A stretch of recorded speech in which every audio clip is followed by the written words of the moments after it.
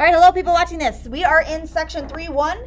Yesterday we did whiteboards, but we're picking up on example 4. We're skipping example 3 because it's a story problem. I don't want to go through that one.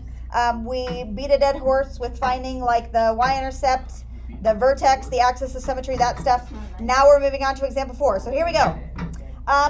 First things first, we talk about rate of change, and we talk about average rate of change. Average rate of change, okay? Underline that, or circle that. That is another name for Rate of change. slope. That's another name for slope, okay? Average rate of change. It's like on average, how fast are you going, okay? So if at, let's say, I don't know, let's say at a time of 1 hour, 1 hour into my trip, I have 100 miles left, okay?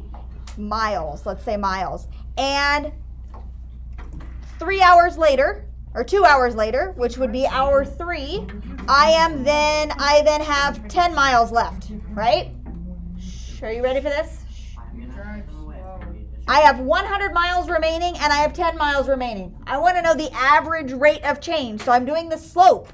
I take 10 minus 100 over 3 minus 1. I've gone 2 hours. How many miles have I gone in those 2 hours? 45 miles. 90 miles, negative 90. So I have gone negative 45. Okay, the negative is corresponding to like, no. Listen, I'm explaining, you're not listening. Negative 45 means that I am decreasing the amount that I have remaining 45 miles every hour, right? Because we're talking about miles to go. I have 45 less per hour to go, okay? So the average rate of change would be 45 miles per hour, right? I'm down 45 miles per hour every hour that I go. Okay. Average rate of change, that's what he is another name for slope. This is another name for slope. Y2 minus Y1 over X2 minus X1.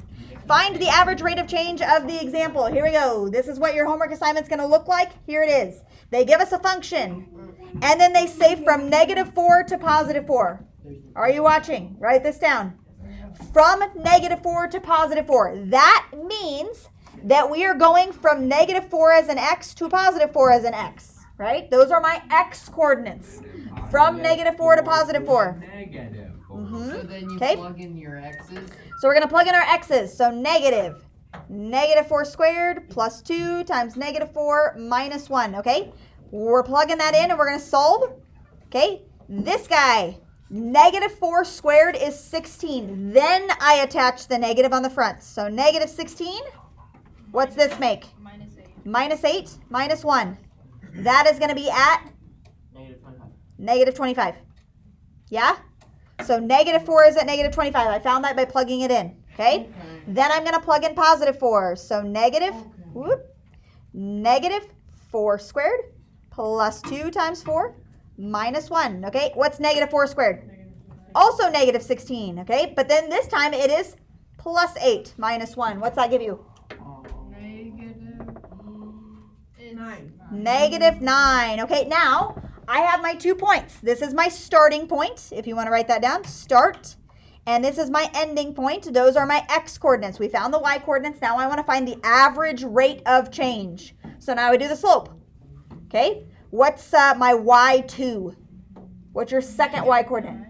Negative 9 minus negative 25, or plus, because we're going to change that to plus. Okay, and then we have 4 minus negative 4, or 4 plus 4, okay? What's negative 9 plus 25? It's 16. 16 over 8, so the average rate of change is 2.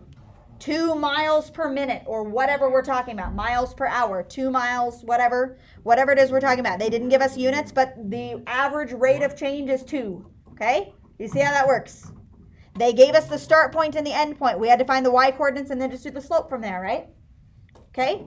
Let's go down and do another. Determine the average rate of change over the interval from negative 3 to positive 3, okay? That means I'm starting here. This is my start, and this is my end, okay? Let's write those as coordinate points. So negative 3 corresponds to what?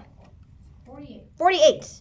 And positive 3 corresponds to? -24. Negative 24. So we have to figure out. Now, we are going from the start to the end, we are going downhill. So our slope is going to be negative. Okay, just keep that in mind. All right, let's do our slope down here. What's y2? Negative 24. Minus 48 over 3 minus a negative 3 or 3 plus 3. Okay? Negative 24 minus 48 is 72. Negative 72. All over 6. And that is? Which is 24. Negative 24? Negative 12, I think. 72 divided by 6? Yeah, negative 12. I think you were dividing by 3. That would have been 24. So negative 12. That is my average rate of change. On average, it's going down 12 per unit. Okay? On average, it's going down 12 units per, or 12 per unit. Got it? Okay? All right. Go to example 6. This is a story problem. Example 6. Shh. You guys got to listen. Average rate of change from a graph.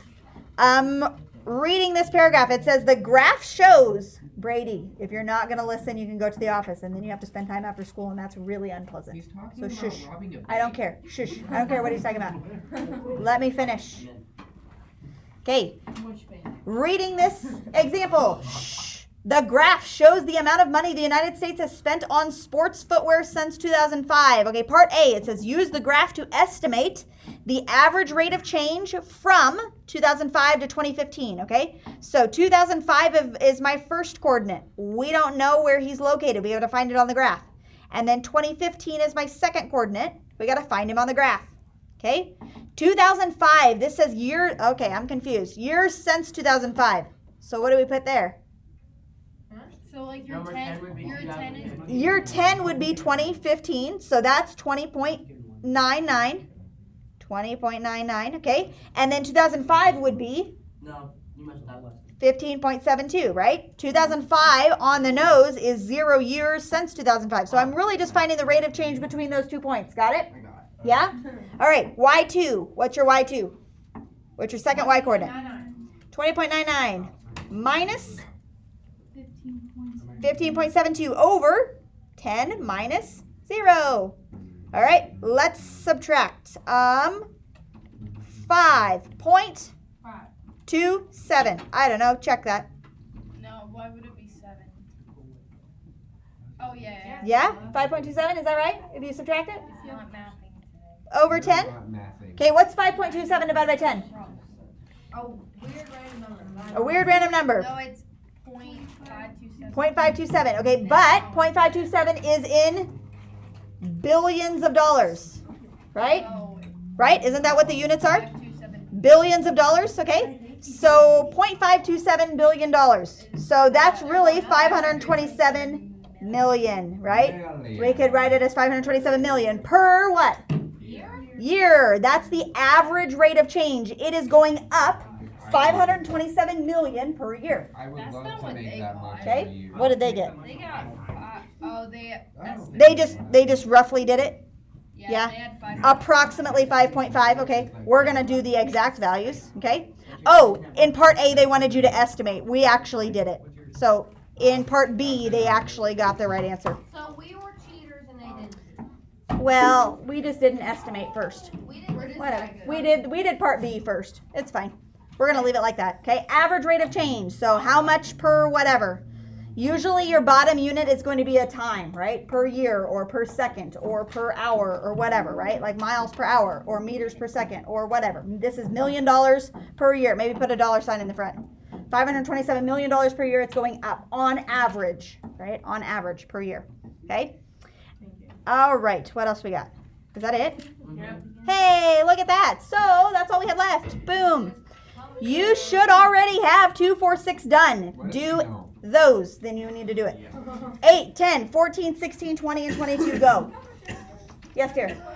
Jacob. Okay, I'll come there. Anybody have any questions generally for the good of the cause? Is it on Tuesday? What?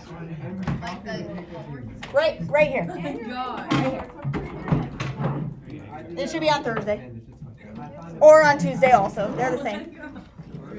Okay, questions before I shut the video off? No. Okay, You're there you are. Goodbye. That was a 10